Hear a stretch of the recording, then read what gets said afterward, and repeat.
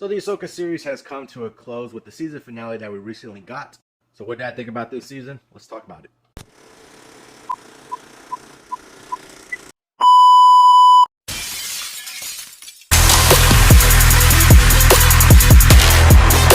So I gotta say, I was definitely very excited for this upcoming series, and after watching this season, gotta say, for the most part, that I was not disappointed.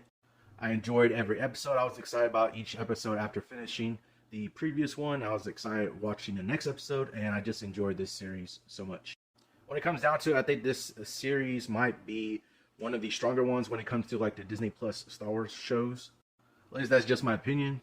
The way that this season was able to tell this story of the character of Ahsoka and basically continue on from like Rebels, including some of those Rebels characters and having them in the story also. I honestly think that if you watch Rebels or you enjoyed Rebels, that you would probably benefit more from watching this series as compared to somebody who probably didn't watch Rebels. But they basically playing out like it was kind of Rebels season 5. Really enjoyed seeing these characters return. But I gotta say, when it comes down to this series, at least this season, was probably the most times I ever got chills during these episodes. Like multiple episodes gave me chills upon seeing some of the scenes that were happening and in some of the episodes. It definitely hits on the nostalgia factor, especially with the return of like Anakin Skywalker, Hayden Christensen. And the way that they were basically able to give us a sort of live action Clone Wars scene or like episode, I think it was like episode 5, where it was like basically like a live action Clone Wars that we got to see. It just hit the nostalgia factor and it just gave me the chills. And honestly, it was just amazing and awesome to be able to see Hayden Christensen come back as Anakin Skywalker. The way they were able to give us our first live-action look at the world between worlds honestly was pretty amazing to be able to see that. And I also really enjoyed the character of Balin. Rest in peace to Ray Stevenson. But I really enjoyed and was amazed at how well they did his character and like what they were doing with his character and his storyline. With the way the season ended and it kind of left off a loose end for him, to where I'm really interested in seeing what's going to happen to this character next. I don't know if they're going to continue with this character or not, but because unfortunately Ray Stevenson did pass away, so I don't know if they're going to continue with this character or they're just going to leave off on that loose end. But I was definitely interested in seeing what was going to happen next with this character, especially with the way they left him off in this season finale. And then we get our live action Thrawn in this series, and I gotta say, I was not disappointed with Lars Mikkelsen's performance as Thrawn. Honestly, it looked like it was just plucked from the Rebels show and just the way he was able to do his performance as the character. I'm really looking forward to seeing what they're able to do with Thrawn, especially in the upcoming probably Mandoverse movie where he's going to probably show up. But especially with the way they ended this series, I'm definitely looking forward to seeing what his character does.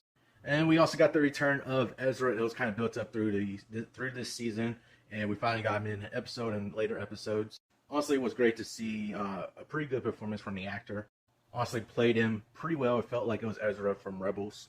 Honestly, when he first reappeared back on screen, I got chills, and also got chills again at the end of the season finale when he finally was able to get home. He was able to greet Hera and Chopper again. It just sent chills to me.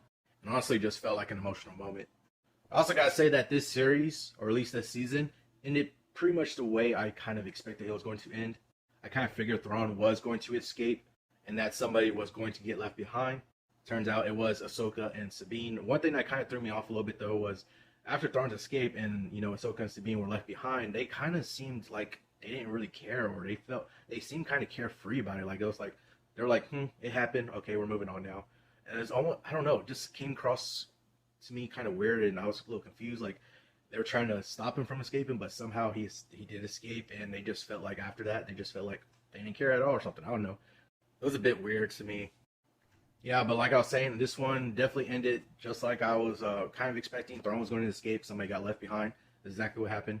I didn't really see any resolution being done for this season, because I think they're just going to set up either season 2 or they're just going to set up for the Mandoverse movie as with Thrawn as like the big villain.